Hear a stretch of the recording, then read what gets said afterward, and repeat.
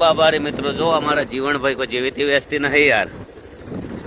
આ જમીનના ભાવ અલગ છે અને કોઈ અભિમાન નહીં. છોકરો જેટલો સીધો છે. જો આ એમનું ઘર છે. આજ હું ઘણા સમયથી જીવનભાઈ કહેતા હતા કે ગબ્બરભાઈ મારા ઘરે આવો.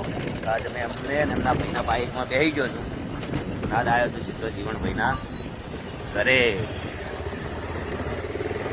અને જેના જે ભરેલો ઘડો છે ને એ કદી ખખડે નહીં, એટલે એનો આમ શાંત સ્વભાવ છે અને બહુ વ્યવસ્થિત.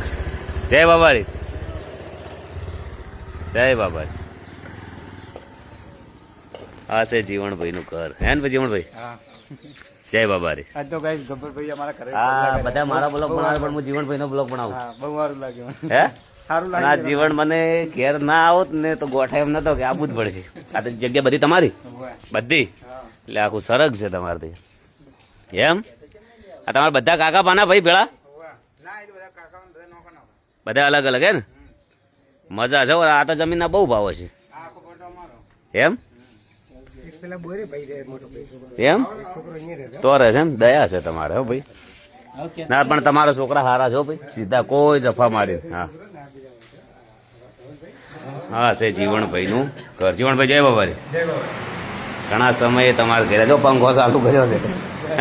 કેમ્પે આવવાનું છે હવે. શું કીધું?